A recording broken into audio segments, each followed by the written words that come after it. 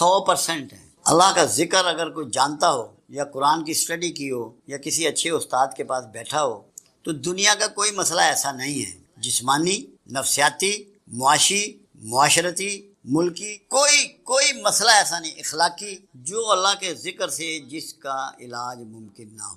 مزاج بدل جاتے ہیں، جو چیزیں ہمیں جیند میں ملتی ہیں، ورثے میں ملتی ہیں، ماں باپ کے جرثوموں سے جو ملتی ہیں، وہ تک اللہ کے ذکر سے ریپیئر ہوتی ہیں اور چینج ہوتی ہیں۔ ٹیمپرامنٹ بنتے ہیں جین سے، ٹیمپرامنٹ چینج ہوتے ہیں۔ میں لوگوں کو سمجھاتا ہوں کہ ہم جب ذکر دیتے ہیں اس کا مطلب یہ ہوتا ہے کہ جو جینیٹک پرابلم آ رہے ہیں لوگوں میں، ہم اس کا بھی علاج کر رہے ہیں۔ موروثی بیماریاں، ایسی بیماریاں جس کے پاس سائنس کے پاس جن کا بھی علاج نہیں ہے، اللہ کے ذکر سے۔ کیوں؟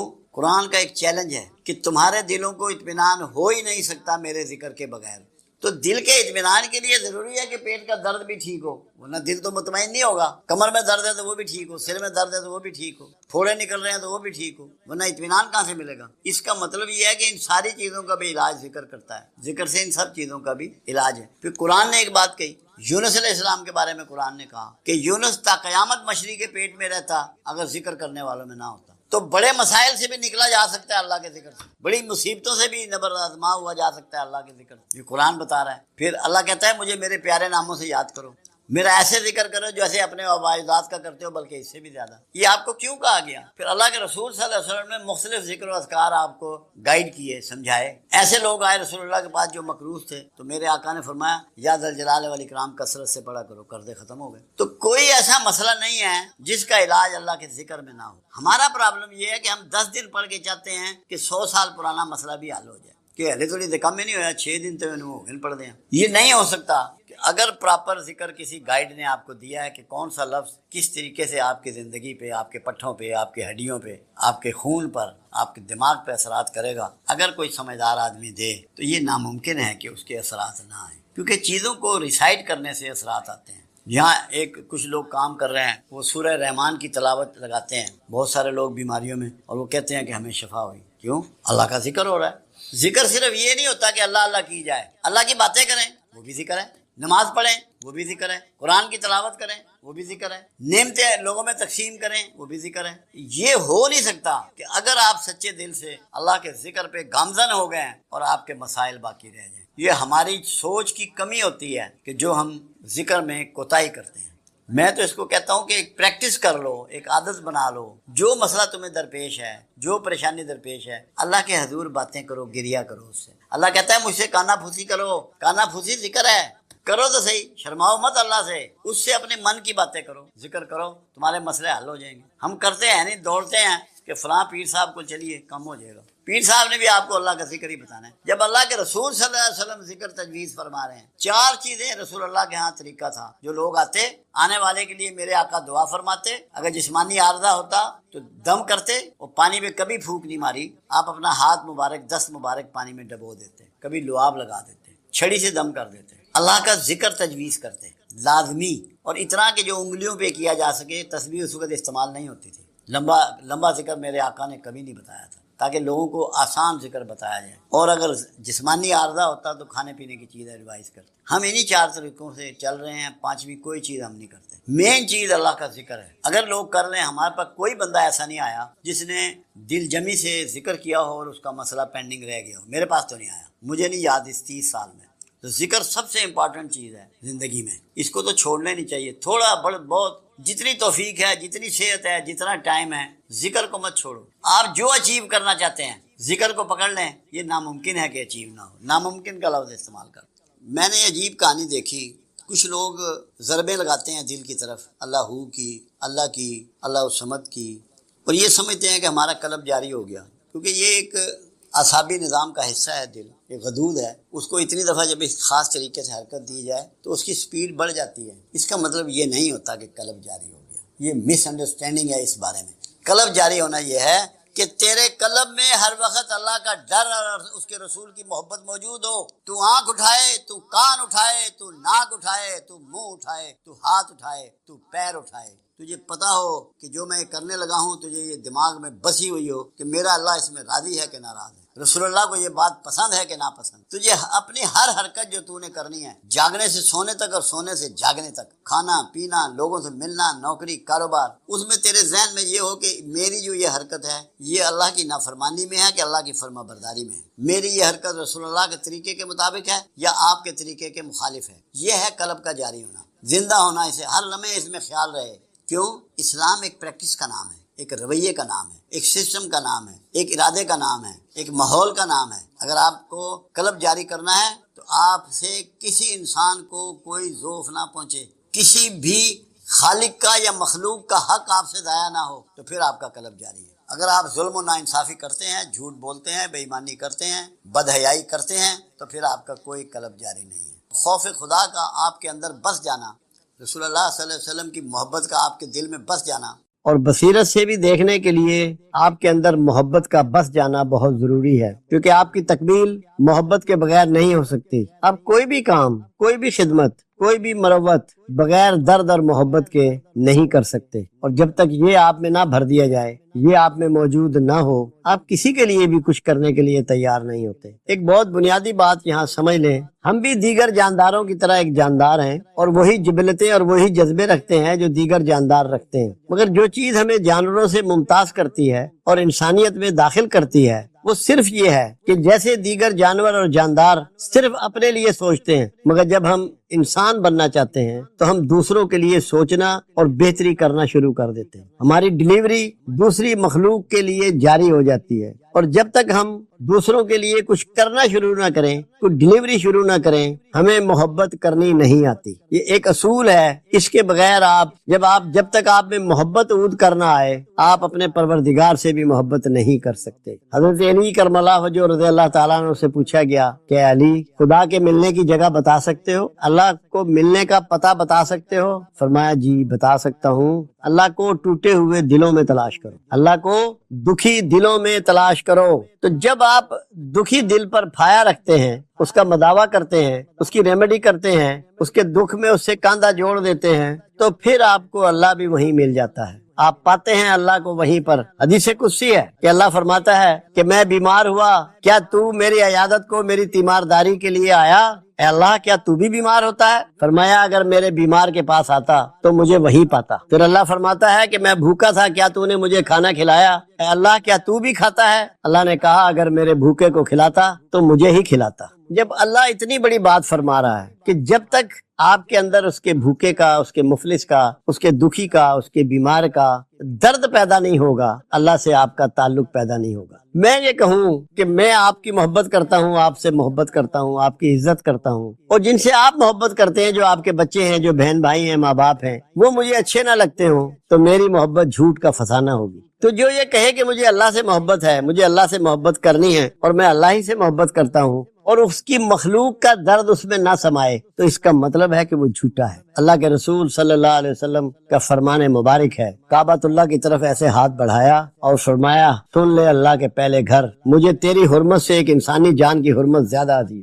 جب سوچ کا لیول یہاں پہنچ جائے اور اس کی مخلوق سے محبت اتنی بڑھ جائے، پھر یہ ممکن ہے کہ آپ کی اللہ سے ملاقات ہو، یا آپ کا تعلق اللہ سے تعلق خاص بن جائے، اور آپ اس کے انعام یافتہ لوگوں میں ہو جائیں۔ قرآن کہتا ہے کہ جس نے ایک انسان کو قتل کیا اس نے پوری انسانیت کو قتل کیا، اور قرآن کہتا ہے کہ جس نے ایک انسان کی جان بچائی اس نے پوری انسانیت کا تحفظ کیا۔ یہ وہ کلیے ہیں، یہ وہ قاعدے ہیں جس کی وجہ سے جب یہ لوگ خدمت کرتے ہیں تو وہ محبت ان کے اندر پیدا ہوتی ہے، جس کو پروردگار عالم ریکگنائز کرتا ہے، قبول کرتا ہے، اور پھر آپ کو ایک بہتر انسان بناتا ہے، انعام یافتہ انسان بناتا ہے، اور اللہ بھی پھر آپ سے محبت کرنی شروع کر دیتا ہے۔ اب آپ دیکھیے ماں باپ کے لیے قرآن کیا کہتا ہے، جب دونوں میں سے ایک یا دونوں بڑھاپے کو پہنچ جائیں تو تم نے انہیں گھور کر بھی نہیں دیکھنا، انہیں اف بھی نہیں کہنا، انہیں جھڑکنا نہیں ہے، ورنہ تمہاری معافی نہیں ہوگی۔ اللہ یہ محبت کے اسلوب اور طریقے آپ کو سکھا رہا ہے، بتا رہا ہے آپ کو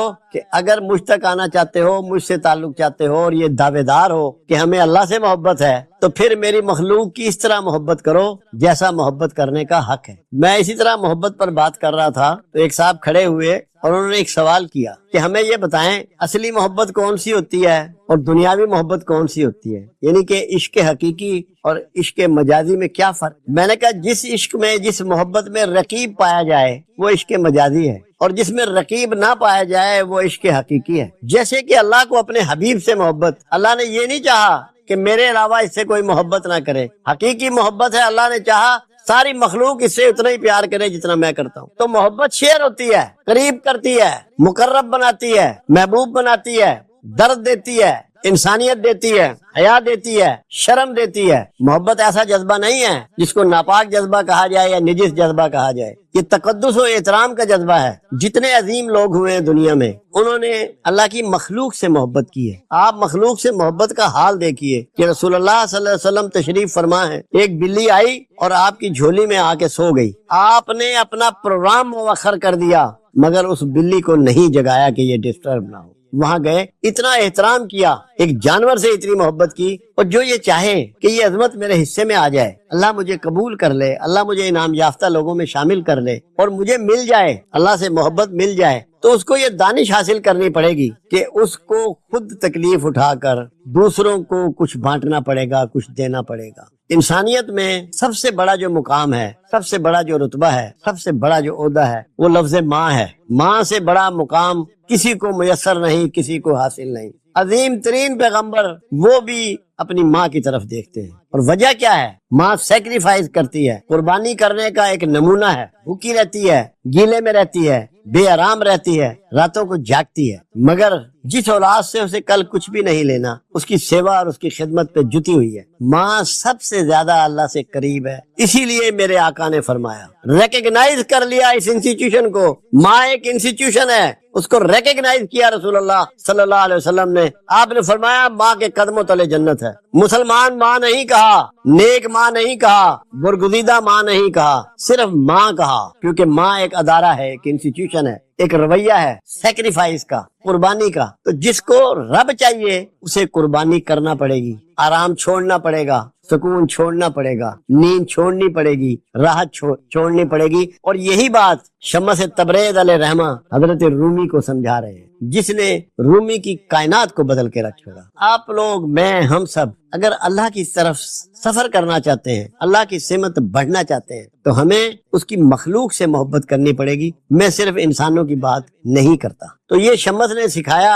علیہ رومی کو، اور ہمیں بھی سیکھنا ہے۔ یہاں دہرانے کا مقصد یہی ہے ان سوالوں کا اور ان پوائنٹس کا، کہ ہم اس سے آگاہ ہو جائیں، اس سے شناسا ہو جائیں کہ ہمیں اگر اللہ سے محبت کرنی ہے، جو کہ ہم دعوے دار ہیں۔ اللہ نے قرآن میں ایک بات اور کہی ہے محبت کے حوالے سے، اگر مجھ سے محبت رکھتے ہو تو میرے رسول کی پیروی کرو، میں بھی تم سے محبت شروع کر دوں گا۔ تو جو یہ چاہے کہ میں اللہ سے جا ملوں، اللہ سے میرے تعلق ہو جائیں، اللہ سے میری محبت ہو جائے، وہ ان اصولوں کو اپنائے اور اللہ کے انعام یافتہ لوگوں میں شامل ہو جائے۔ یہ بھی شمس تبریزی کے دو چیزیں نجس بیان کی گئی ہیں اس میں، ایک تعصب اور ایک نفرت۔ بنیادی طور پہ جو آپ کے خیالات کو، آپ کی روح کو، آپ کے نفس کو ناپاک کرتی ہیں، نجس کرتی ہیں، وہ نفرت ہے اور تعصب ہے۔ تعصب اور نفرت دونوں گروہ بندی کی وجہ سے پیدا ہوتے ہیں۔ کچھ چیزیں آپ اپناتے ہیں، آپ سیکھتے ہیں، آپ جانتے ہیں، آپ کرتے ہیں، آپ کے گروہ بن جاتے ہیں۔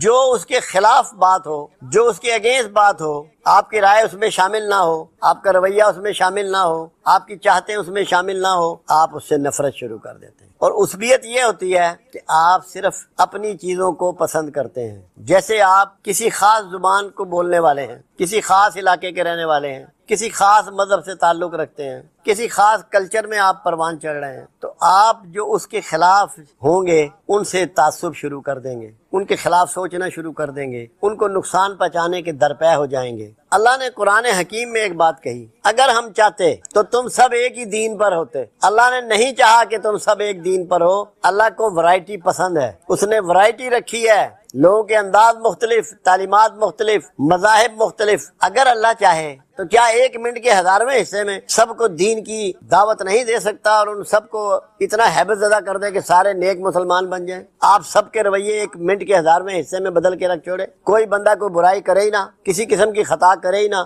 بھول کرے ہی نہ، گناہ کرے ہی نہ، مگر اللہ نے ایسا نہیں کیا۔ اللہ کو اپنی ورائٹی پسند ہے۔ آپ دیکھیں کتنی قسم کے رنگ ہیں کائنات میں، یہ اللہ کی مرضی کے بغیر ہیں۔ کتنا قسم کی آوازیں ہیں کائنات میں، اللہ کی مرضی کے بغیر ہیں۔ کتنی قسم کے ذائقے ہیں آپ کے اس زبان پر، کتنے قسم کے چہرے ہیں، کتنی قسم کے جسم ہیں، کتنے قسم کی چال ہے، چہروں کے کیسے کیسے رنگ ہیں، لوگوں کی ہیبٹس کیسی کیسی ہیں، انداز کیسے کیسے ہیں، پھل کیسے کیسے ہیں، سبزیاں کیسی کیسی ہیں، ورائٹی۔ اللہ کو ورائٹی پسند ہے۔ جو اس ورائٹی کو تسلیم کر لے گا کبھی متعصب نہیں ہوگا۔ متعصب ہونے کا مطلب یہ ہے کہ وہ صرف اپنے آپ کو اور اپنی لائکنگ کو پسند کرتا ہے، جو وہ جانتا ہے، جو وہ کرتا ہے، جو وہ سیکھا ہوا ہے وہ سمجھتا ہے۔ اس کا مطلب یہ ہے کہ وہ پراؤڈ ہے، کبر میں مبتلا ہے۔ سب سے بڑا اخلاقی جرم خود پسندی کے بعد ہے تو کبر ہے۔ کوئی شخص کسی سے نفرت کر ہی نہیں سکتا اگر وہ اس بات کو سمجھ لے کہ اللہ کے انسان سارے برابر ہیں، ایک ہی طریقے پہ اللہ ان کو پیدا کرتا ہے اور ایک ہی طریقے پہ ان میں موت دیتا ہے۔ کسی میں کوئی فرق نہیں، نیک ہو، بد ہو، امیر ہو، غریب ہو، چھوٹے خاندان، بڑے خاندان، جو مرضی کہہ لے، طریقہ سب کے لیے ایک ہے، پیدا ہونے کا، جینے کا، زندہ رہنے کا، کھانے کا، مرنے کا۔ تو جو اس ورائٹی کو مان لے گا نہ اس میں نفرت رہے گی اور نہ تعصب۔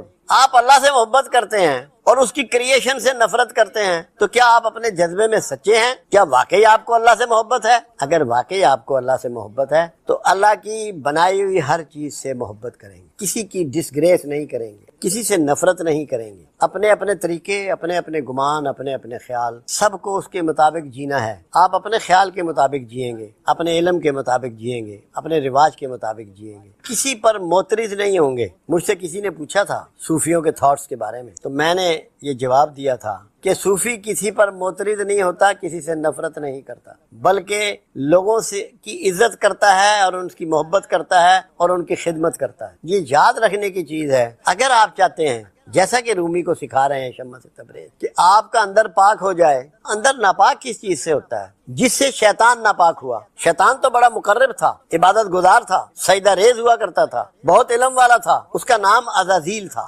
مگر جب وہ مایوس ہوا تو اس کا نام اللہ نے رکھا ابلیس۔ ابلیس کہتے ہیں انتہائی نامراد اور مایوس کو۔ کیوں ایسا ہوا؟ وہ خود پسندی کا شکار ہوا کہ میں آدم سے بہتر ہوں، مجھے تو نے آگ سے بنایا ہے، اس کو تو نے مٹی سے بنایا ہے، میں تیرا مقرب ہوں۔ اس قرب پر بھی کبر کا شکار ہوا۔ تو پہلی برائی کیا ہے؟ خود پسندی، جو شیطان کو ملی، جس کی وجہ سے وہ راندہ درگاہ ہوا۔ دوسری برائی ہے کبر کرنا، اپنے علم پر، اپنی حیثیت پر، اپنے تعلق پر، اپنی عبادت پر۔ یہ وہ غلیظت ہے جو آپ کے اندر گھس جاتی ہے، جس سے آپ ناپاک ہو جاتے ہیں، غلیظ ہو جاتا ہے انسان۔ پھر تعصب کیا کہ آدم کو تو نے خلیفۃ الارض بنا دیا جبکہ یہ مجھے ہونا چاہیے تھا۔ کسی کو جو اللہ کی طرف سے ملے اس پہ ناخوش ہونا، تعصب کرنا، حسد تک کرنے لگ پڑا، اور اسی گھمنڈ میں اللہ سے معافی بھی نہیں مانگی، توبہ بھی نہیں کی، خواہشات پیدا کرنے لگ پڑا، جھوٹ اختیار کر لیا۔ یہ ساری برائیاں ہمارے اندر بدرجہ اتم موجود ہیں۔ جو اپنے آپ کو پاکیزہ کرنا چاہے، جیسا کہ رومی کو شمس تبریز ٹیچ کر رہے ہیں، تو اس کو ایک بنیادی بات ذہن میں رکھنی چاہیے۔ میں اس کی وضاحت آپ کو دے رہا ہوں۔ اللہ نے قرآن میں کہا کہ آدم کو ہم نے مٹی سے بنایا۔ آپ سوچئے ذرا، 1 منٹ کے 1000ویں حصے میں سوچئے کہ جو کچھ کائنات میں آپ کو مل رہا ہے وہ کہاں سے آ رہا ہے؟ مٹی سے آ رہا ہے یا کہیں اور سے آ رہا ہے؟ سبزی ہے، پھل ہے، دودھ ہے، کھانے پینے کی میوے ہیں اور سبزیاں ہیں، پھل ہیں اور